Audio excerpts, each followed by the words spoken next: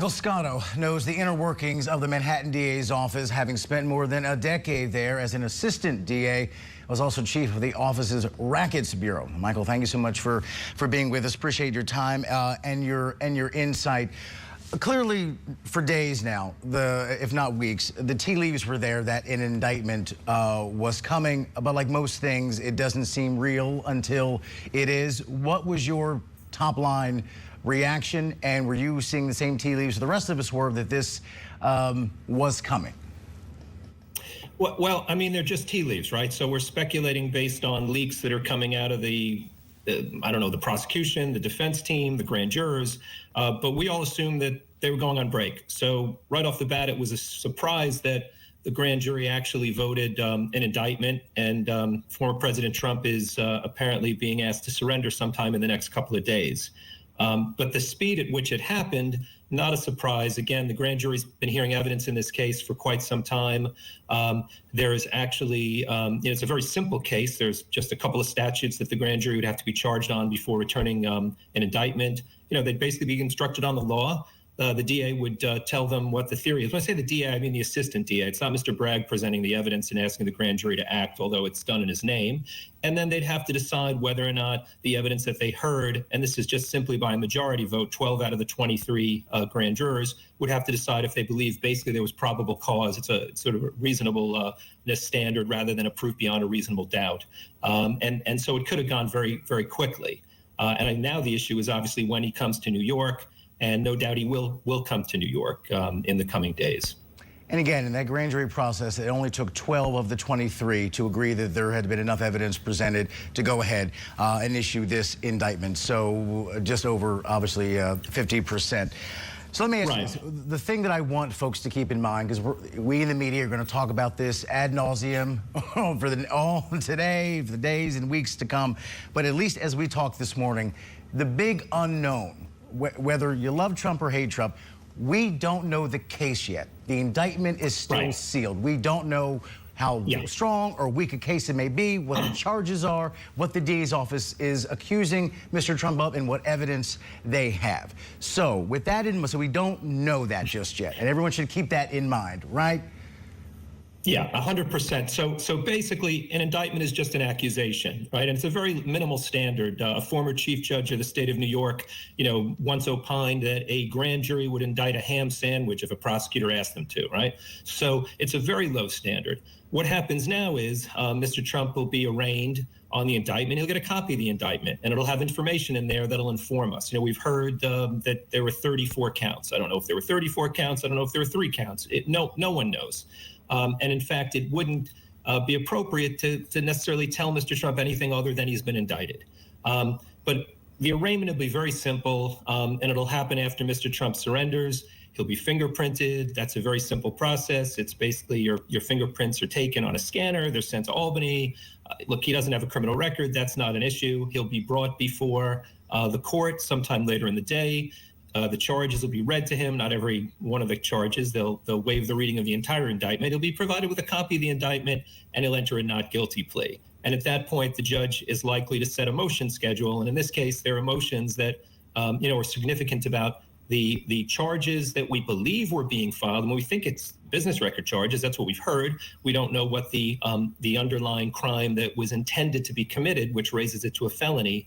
So that's certainly going to be something that's litigated. Is it a federal offense? There's no law, no binding appellate authority in New York State as to whether a federal offense can serve as that other crime. Then there are issues with perhaps preemption. Are these federal election law crimes? Well, the Federal Election Commission Act actually has a preemption. So New York could not prosecute on that. So is that an issue? Are these personal records of Mr. Trump? We've seen actually in the media 2 checks. One was from the Trump Trust, which is a blind trust that was set up when he became president or shortly thereafter. And then there was a personal check.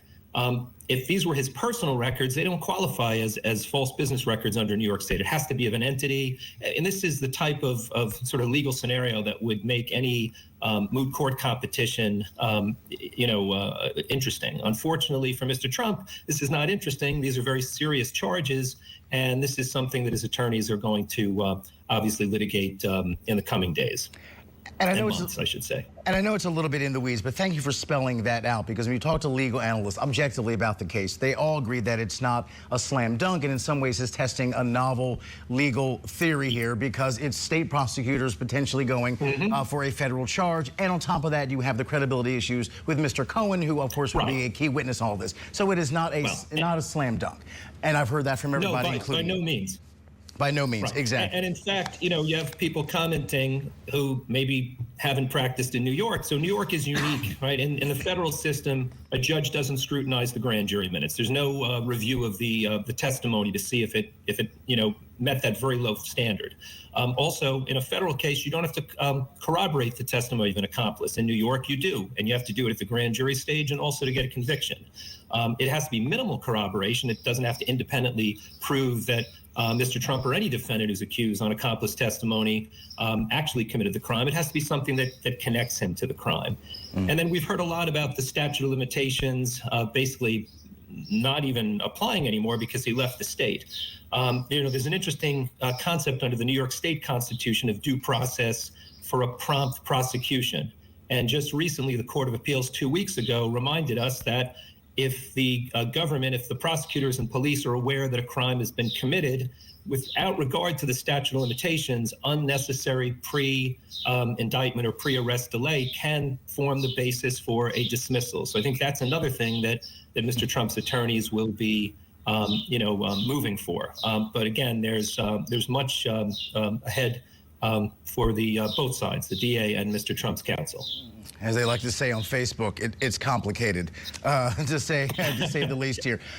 Bottom line is, though, regardless of the indictment, even regardless of a conviction at the end of the day, none of that precludes Mr. Trump from running for president. That's just the political part of this for a second. And the other thing to keep in mind is he's presumed innocent, right? Of course. Like everyone is charged with Of course. crime. Yeah. I do want to ask you this, though. Once we get past the media circus that will ensue on Tuesday, when Mr. Trump, at this point, appears to be ready to be arraigned on that day, people do need to keep in mind that there often is a long stretch of time between arraignment and when this trial would start. When Mr. Bragg successfully prosecuted the Trump organization, that lag was 16 months. So after we get past Tuesday, there's a long lag here. In reality, do you think this gets to trial? And two, how long roughly do you think that may be? We're just at the very beginning of a long, tedious process. Yeah. I can't give you a timetable, and I don't know if it'll survive motions. I'm not being critical of the prosecution's case. We don't know what the prosecution's case is, but there certainly are issues here that would cause a judge to take some time and review the evidence and the nature of the charges and the applicable law. I would, if I had to guess, I would say, we will not have, this case wouldn't go to trial for another year. Just on the basis of the motions. And look, the other thing is Mr. Trump may further delay it because he may make a motion to have the court disqualify the DA. He's talked about how he believes it's a political prosecution, and Mr. Bragg raised money on the concept of being the only prosecutor or the only candidate for DA who could prosecute Trump because he had gone after the organization. Now, would that be a successful motion or not? It's really hard to say. Under New York law, the appearance of impropriety isn't enough to have a judge disqualify a publicly elected prosecutor. But if that was the case, that would also delay the ultimate resolution of the case. So a lot ahead. This is just the very beginning. And also how this plays out will have a lot to do with the judge, whoever that poor soul is, who gets assigned to this case and whose docket will be full for quite a while. Literally, we're out of time in 10 seconds. Based on everything you know, would you have brought this case if you were the DA?